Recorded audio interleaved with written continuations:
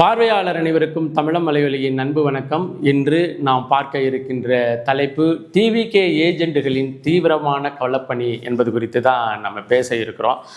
குறிப்பாக இது குறித்தான பதிவை நம்ம பதிவு செய்வதற்கு முன்னாடி பல்வேறு தளங்களில், அதாவது மற்ற கட்சியில் என்ன நடக்குது, ஒவ்வொரு கட்சியிலையும் என்ன நடக்குது, என்ன மாதிரியான ஒரு வேலைப்பாடுகள் செய்து கொண்டிருக்கிறார்கள், செயல் திட்டங்கள் என்னென்ன போகுது அப்படின்னு கேட்டு தெரிந்து கொண்ட நிலையில தான் இது போன்ற ஒரு பதிவு செய்ய வேண்டும் என்ற முடிவுக்கு வந்தோம். உண்மையிலேயே டிவிகே தேர்தலுக்கு முன்னாடி ஒவ்வொரு இடத்துலையும் கூட்டம் போடுவதற்கு ஆளை கூட்டினது மாதிரி தேர்தலுக்கு பின்னாடி அதிகாரத்தை ஏதோ ஒரு புள்ளியில் அடைஞ்சு அந்த அதிகாரத்தை தக்க வைப்பதற்கு ஒரு பெருந்திரளான அரசியல் கட்டமைப்பாக தன்னை மாற்றிக்கொள்வதற்கு எல்லா இடங்கள்லையும் ஆளை வச்சு ஏஜெண்டுகளை போட்டு தீவிரமான கலப்பணியில் இருக்குது அப்படிங்கிறது மட்டும் தெளிவாக தெரிகிறது.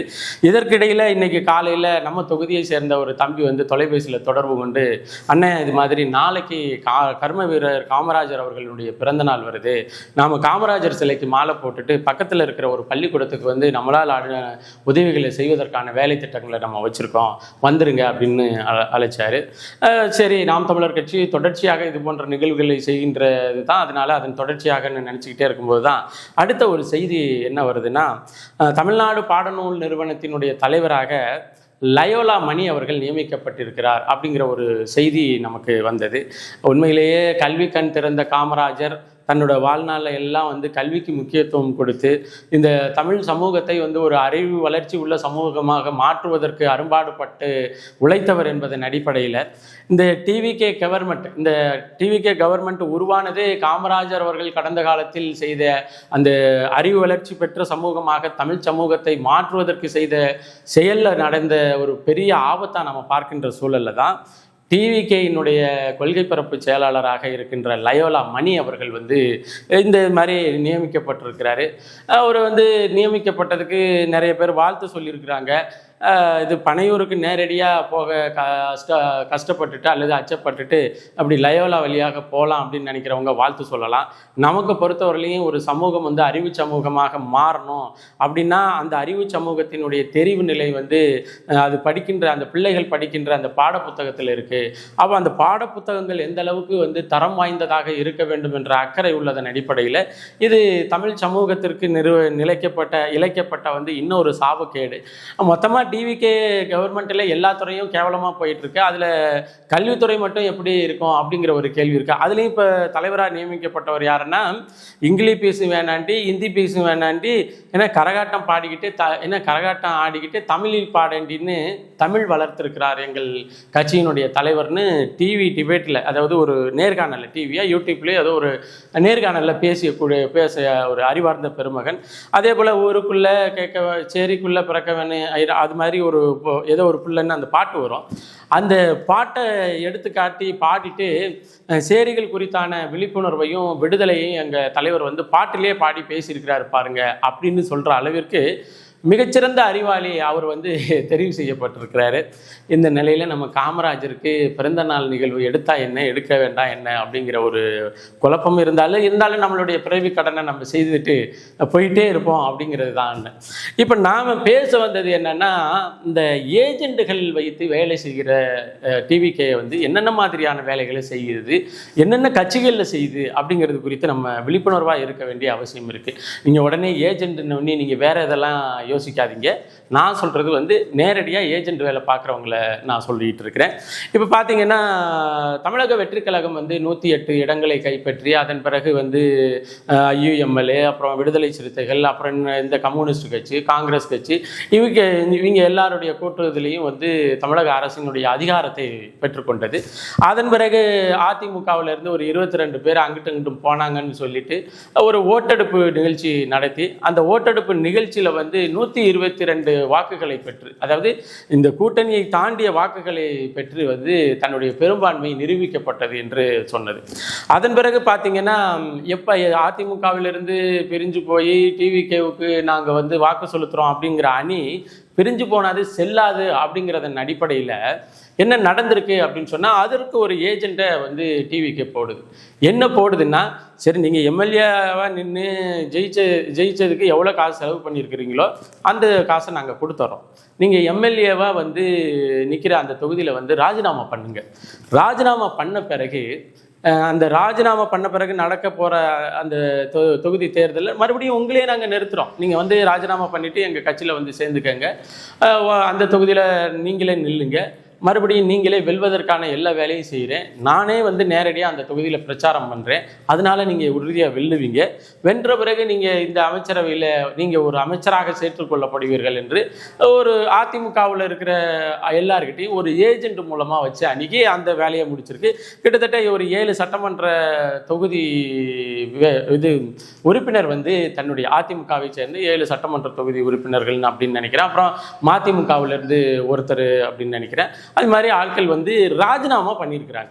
ராஜினாமா பண்ணவங்க எல்லாருமே முதலாக, அதாவது ராஜினாமா பண்ணுறதுக்கு முன்னாடி டிவிகே என்கின்ற அந்த கட்சியினுடைய அதிகார மட்டத்தோடு தொடர்பில் இருந்து, இன்னும் சொல்லப்போனால் நீங்கள் மறுமலர்ச்சி திராவிட முன்னேற்ற கழகம்லாம் நேரடியாக போய் உட்காந்து பேசிட்டு வந்து தான் தன்னுடைய எம்எல்ஏ ஒருத்தர் நான் ராஜினாமா பண்ண மாட்டேன்ட்டாரு, 2 பேரில் ஒருத்தர் ராஜினாமா பண்ணாட்டினாலும் இன்னொருத்தரை ராஜினாமா பண்ணுறேன்னு சொல்லி அந்த வேலையை செய்து முடிச்சிருக்கிறாங்க எங்கே அஇஅதிமுகவில்.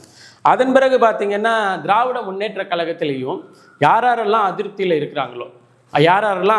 இருக்கிறாங்களோ அவங்களெல்லாம் தொடர்பு கொண்டு இதற்கென்று ஒரு கார்ப்பரேட் நிறுவனத்தை வச்சு இந்த நிறுவனத்தின் மூலமாக ஒவ்வொருத்தரையும் பிடிச்சு ஒவ்வொரு மாதிரியான பேரம் பேசுறது. அதாவது சட்டமன்ற உறுப்பினராக இருக்கிறவங்கள பெருசாக அணுக முடியல. என்ன காரணம்னா, அதிமுக வந்து எப்படி போனாலும் பரவாயில்லன்னுட்டு திமுக வந்து போன முறை ஆளுங்கட்சியாக இருந்தது. ஆளுங்கட்சியாக இருந்தப்போ அந்த கட்சி ஓரளவு சம்பாரித்து நிறைய வச்சுருந்ததுனால அந்த கட்சியில் உள்ள சட்டமன்ற உறுப்பினர்களை டிவிகேயால் விலைக்கு வாங்க முடியல. அப்போ விலைக்கு வாங்க முடியாதவங்கள்ட்ட வந்து கார்ப்பரேட் மூலமாக ஏதோ பேச்சு நடந்துக்கிட்டு இருக்கு. அந்த வேலையில் வந்து ஒரு சில சட்டமன்ற உறுப்பினர்கள் இசைவு தெரிவித்ததாக, அதாவது எப்படின்னா, திராவிட முன்னேற்ற கழகத்திலேருந்து தன்னை ராஜினாமா பண்ணிட்டு டிவிகேயில் போய் சேர்றது போல ஒரு இசைவு தெரிவித்திருப்பதாக சில செய்திகள் வந்து பேசப்படுகிறது. ஆனாலும் வந்து இப்போ கரூரில் வந்து செந்தில் பாலாஜி வந்து டிவிகேயினுடைய சட்டமன்ற உறுப்பினர்கிட்ட பேசினார் அப்படிங்கிற ஒரு சிக்கல் ஓடிக்கிட்டு இருக்கு இல்லையா. அதே போல் டிவிகே ஒரு கார்ப்பரேட் கம்பெனியை வச்சு கம்பெனியின் மூலமாக அணுகுது, கார்ப்பரேட் செக்டார் மூலமாக ஒவ்வொரு கட்சியும் அணுகுது. இப்போ பார்த்தீங்கன்னா சோழமண்டலத்தில் குறிப்பாக பார்த்தீங்கன்னா அஇஅதிமுகவில் ஒவ்வொரு கட்சியிலையுமே அந்த சமூகம் சார்ந்தவர்களை, முக்கியமாக ஒரு சமூகம் இருக்குது, ஒரு சாதி, ஒரு சமூகமாக இருக்கிறவங்கள முக்கியமான ஆட்களை வந்து அணுகின பிறகு என்ன நடக்குதுன்னா, அவர் தன்னுடைய சமூகத்தை வந்து முன்னிறுத்தி தான் சமூகத்தில் இருக்கிற முக்கியமான ஆட்களை வந்து ஒருங்கிணைச்சிட்டு அதன் அடிப்படையில் போய் அவருங்க டிவிகேயில் ஐக்கியமாகிறத பார்க்க முடிகிறது. அப்படி தான் தஞ்சாவூர் மாவட்டத்தில் வந்து ஒரத்தநாடு சட்டமன்ற தொகுதியினுடைய வேட்பாளராக இருந்த மா சேகர் அவர்கள் என்ன செஞ்சுருக்கிறாரு அப்படின்னா, அவர் முன்னாடி அமமுகவில் இருந்தார், அதன் பிறகு அதிமுகவில் வந்தார், அதிமுகவில் நின்று சட்டமன்ற உறுப்பினராக போட்டி போட்டார். முன்னாடியே அவர் போட்டி போட்டிருந்தார், அமமுகவில் வந்து ஒரத்தநாட்டில் நின்று போட்டி போட்டிருந்தார், அப்புறம் அதிமுகவில் நின்று போட்டி போட்டிருந்தார். அதிமுகவில் எந்த சிக்கலும் இல்லை, ஏன்னா இங்கே சோழமண்டலத்தை பொறுத்தவரையிலும் பெரிய சிக்கலெல்லாம் இல்லை. அந்த அதிமுகவினுடைய தலைமை எடுத்த முடிவுகள் வந்து இதோட சேர்ந்து தான் இருந்தது. இந்த சூழலில் தான் வந்து டிவிகேவினுடைய ஏஜெண்ட் வந்து மிக லாபகமாக வேலை செஞ்சு கல்லர் சமுதாயத்தினுடைய முக்கிய முகமாக இருக்கிற ஒரு சேகர். அப்போ சேகரை வந்து நம்ம இந்த டிவிகேவில் எடுத்துட்டோம்னா, சேகரை சுற்றிலும் உள்ள கல்லர் சமுதாயத்தில் இருக்கின்ற முக்கியமான ஒன்றிய செயலாளர்கள், மாவட்ட செயலாளர்கள், இவங்க எல்லாத்தையும் நம்ம எடுத்துருவோம் அப்படின்னு சொல்லி தான் அங்கே பாண்டிச்சேரி காரைக்காலில் நடந்த அந்த இணைப்பு விழாவில் அந்த இணைப்பு நடந்தது. இப்போ இது மட்டும்தானா, ஒரு சமூகத்தை மட்டுமா, ஒவ்வொரு சமூகத்திற்கும் ஒவ்வொரு கட்சிக்கும் ஆளை வச்சு வேலை செஞ்சுக்கிட்டு இருக்கிறாங்க. இப்போ ஒரு கட்சி இருக்குது, அந்த கட்சியில் வந்து யாரையுமே நேரடியாக அணுக முடியாட்டினா அந்த கட்சியின் மீது ஓரளவு இன்ஃப்ளூயன்சராக இருக்கக்கூடிய, அல்லது அந்த கட்சி அந்த கட்சியில் இருக்கிறவங்க இவங்க சொன்னான்னு கேட்கக்கூடிய அளவில் இருக்கின்ற ஏஜென்ட்டுகளை வச்சு இந்த வேலையை செய்து கொண்டு இருக்கிறத நம்மளால் பார்க்க முடிகிறது. இப்போ என்னன்னா, இந்த புரட்சியாளர்கள், இந்த ஏஜென்ட்டுகள்லாம் என்ன பண்ணிட்டாங்கன்னா, சரி நான் வந்து இதை செஞ்சு தந்தா நீ எனக்கு என்ன தருவே, என்ன தருவேன்? நான் வந்து இப்போ நான் என்னால் நேரடியாக சட்டமன்ற உறுப்பினராக நிற்கவும் முடியாது, போட்டி போடவும் முடியாது. என்ன தருவேன்னா, சரி நீங்கள் வாங்க, நீங்கள் ஏதாச்சும் ஒரு ப்ரொப்போசல் கொடுங்க, அந்த ப்ரொப்போசலை வந்து நாங்கள் வந்து சக்ஸஸ்ஃபுல்லாக உங்களுக்கு வந்து ஆர்டர் பண்ணி தரோம், இந்த ப்ரொப்போசலை வச்சுட்டு நீங்கள் வந்து பழிச்சிக்கங்க, நீங்கள் அங்கே ஒவ்வொருத்தர்கிட்டையும் பேசி ஒவ்வொரு ஆட்களையும் நீங்கள் கேதர் பண்ணி டிவிகேவுக்கு கொடுங்க, மியூச்சுவலி பெனிஃபிட்டடாக போயிடலாம் அப்படிங்கிற வேலையை ரொம்ப தெளிவாக இந்த தமிழக வெற்றிக் கழகம் என்கின்ற இந்த கட்சி செய்து கொண்டிருக்கின்றது. ஒவ்வொரு கட்சியிலையும் இந்த வேலை நடந்துக்கிட்டு இருக்குது. இப்போ இதையெல்லாம் நம்ம வந்து ரொம்ப கூர்மையாக பார்க்க வேண்டிய அவசியம் இருக்குது. இப்போ என்ன, இப்போது காவிரி நதிநீர் வரலைங்க, எப்பயோ நான் வந்து காவிரி ஆறு திறந்திருக்க வேண்டியது ஜூன் 12 முடிஞ்சு போய் இப்போ எவ்வளோ நாள் ஆகிடுச்சு, ஜூலை வந்துருச்சு. ஜூலை வந்து ஒரு மாதத்துக்கு மேலே காவிரி நதிநீர் வராமல் இருக்குது. காவிரி நதிநீரில் அங்கே கர்நாடகாவில் காவிரி நீர்பிடிப்பு பகுதியில் ஏற்கனவே இருந்ததை விட மிக அதிகமான கொள்ளளவில் நீரை தேக்கி வச்சுருக்கிறாங்க. தமிழ்நாடு அரசு வந்து காவிரி நதிநீரை இப்போ பெற்றுத்தருவது எந்த முனைப்பும் காட்டலை. புதுசாக நாங்கள் வந்து கமிட்டி போடுறோம் அப்படி இப்படின்னு சொல்லிட்டு இருக்கு. இங்கே டெல்டா மாவட்டத்தில் வந்து வறட்சி மிக கொடூரமாக இருக்குது. இன்னும் சொல்லப்போனால் குறுவை சாகுபடி இந்த சாகுபடிகள்லாம் வந்து பாதிக்கப்பட்டிருக்கு. இது குறித்து எந்த புரட்சியாளர்களும் பேசுறதில்ல, எந்த போராட்டங்கள் குறித்தும் பேசுறதில்ல, ஆர்ப்பாட்டங்கள் குறித்தும் பேசுறதில்ல. அப்படி என்னென்னா, இங்கே எந்த கட்சியிலிருந்து ஆட்களை பெயர்க்க முடியாதோ அந்த கட்சியின் மீது அவதூறு பரப்புவது என்கின்ற வேலைகளை தொடர்ந்து செஞ்சுக்கிட்டு இருக்கிறத நம்மளால் பார்க்க முடிகிறது.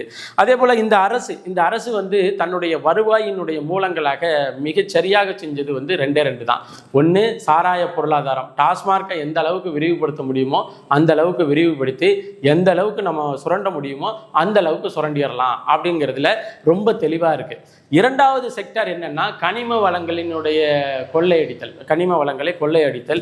இதில் வந்து ரொம்ப தெளிவாக வந்து அரசு இருக்குது. இன்னும் சொல்லப்போனால் இந்த காவிரியினுடைய படுகை மாநிலங்களில், காவிரி படுகை மாவட்டங்களில் பார்த்தீங்கன்னா, எங்கெங்கெல்லாம் முன்னாடி மணல் அள்ளுவதற்கு தடையாக இருந்ததோ அந்த இடங்கள்லாம் வந்து தீவிரமாக மணல் அள்ளுகின்ற வேலையை பார்த்துக்கிட்டு இருக்கு. அதான் ஆதவர்ச்சினா ரொம்ப தெளிவாக சொன்னார். கனிம வளத்துறை வந்து மிகப்பெரிய பொருளாதாரத்தை ஈட்டி தரக்கூடிய துறையாக இருந்திருக்கு. கடந்த காலத்தில் வந்து கிட்டத்தட்ட 1000 கோடி இதில் நஷ்டம். ஆனால் நாங்கள் இந்த துறையில் நஷ்டம் இல்லாமல் நாங்கள் வந்து நிவர்த்தி செய்வோம் அப்படின்னு சொல்கிறதனுடைய நோக்கம் என்னென்ன, சாராய பொருளாதாரத்தை நம்புகின்ற இவர்கள் சாராயத்திலிருந்து பொருளாதாரத்தை திரட்ட போகிறாங்கன்னு அர்த்தம். அதே போல் கனிம வளங்களில் சுரண்டி விற்கிறதுல வந்து தீவிரமாக இந்த அரசு இருக்குது. அங்கே ஆற்று, இப்போ ஏன் காவிரியில் நீங்கள் தண்ணி வரலைங்கிறீங்க? காவிரியில் தண்ணி வந்துச்சுன்னா காவிரியினுடைய உபநதிகளாக இருக்கின்ற எல்லா நதிகள்லையும் தண்ணி வரும். அந்த நதிகளில் தண்ணி வந்துச்சுன்னா இவங்க ஆற்றுலேருந்து மண் அள்ளி விற்க முடியாது. கனிம வளத்தின் மூலமாக இவங்க சுரண்ட இருக்கின்ற அந்த வேலையை செய்ய முடியாதுங்கிறதுனால தான் விவசாயம் நாசமானாலும் சரி, டெல்டா வறட்சியில் வாடினாலும் சரி, காவிரிக்கு நாம் ஒரு குழுவை வச்சு அதை அப்படியே ஓட்டிக்கிட்டு இருப்போம், மணல் அள்ளி தீவிரமாக விட்டு கொண்டிருப்போம் அப்படிங்கிற வேலையை தான் இந்த டிவிகே அரசு செய்து கொண்டிருக்கின்றது. இப்போ இந்த ஏஜெண்டுகள் புரட்சியாளர்களாக நாம் பார்த்துருக்குறோம் இல்லையா? ஏஜெண்டுகளை புரட்சியாளர்களாக பார்த்துட்டு ஏஜெண்டுகள் பேசுகிறதெல்லாம் நல்லது. அதாவது ஒரு கட்சியில் வந்து இந்த கட்சி நல்ல கட்சி, இந்த கட்சி நான் நல்ல கட்சி இல்லாமையா நீ நல்ல கட்சின்னு சொன்ன அப்படிங்கிற ஒரு கேள்வி இருக்குது. இந்த கட்சி நல்ல கட்சின்னு சொன்னார், அவர் எவ்வளவு செஞ்சுருக்கிறாரு அப்படின்னு பேசுகிற நாக்குகள் இந்த கட்சியிலே இருக்கிறவங்க வந்து இந்த கட்சிக்காக வேலை செய்யலை, இந்த கட்சிக்கு வேலை செய்யாமல் இருக்கிறாங்க அப்படின்னு பேசுகிறதெல்லாம் பெரிய அபத்தமாக பார்க்கப்படுகிறது.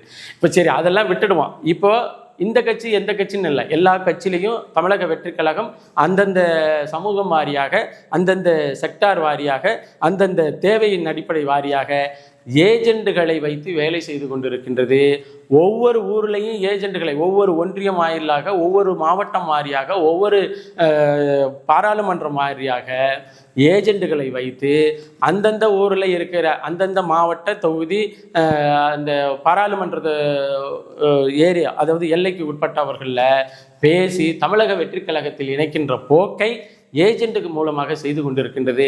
ஏஜெண்டுகளும் தீவிரமாக அதற்கான களப்பணிகளை பார்த்துக்கிட்டு இருக்கிறாங்க. அந்த ஏஜெண்டுகளினுடைய களப்பணி வேகாமல் இருக்கிறது என்னென்னா, நாம் தமிழர் கட்சிக்கிட்ட தான் வேகாமல் இருக்குது.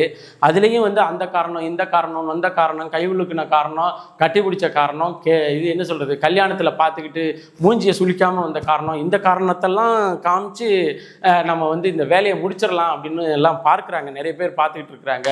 நாம் பொறுப்போடும் நாம் கவனமாகவும் இருக்க வேண்டிய பொறுப்பும் கடமையும் நமக்கு இருக்கு. இந்த கர்ம வீரர் காமராஜர் பிறந்த நாளைக்கு இருக்கிற இந்த இதில் எப்படி ஒரு அறிவு சமூகமாக இந்த சமூகத்தை மாற்றுவதற்கு காமராஜர் பாடுபட்டாரோ அதிலிருந்து எவ்வளவு தூரம் விலகி போயிருச்சு இந்த சமூகம் அப்படிங்கிறது தான் மிகப்பெரிய வருத்தமாக இருக்கிறது என்பதை பதிவு செய்து நாம் நம்முடைய கொள்கை கோட்பாடு தத்துவத்தில் ரொம்ப தெளிவாக இருந்தோம்னா எந்த ஏஜெண்டுகளுடைய வேலையும் நம்மை பாதிக்காது என்பதில் நம்ம உறுதியாக இருக்கலாம் என்பதை பதிவு செய்து மீண்டும் ஒரு காணொளி பதிவில் இணைவோம். நன்றி, வணக்கம்.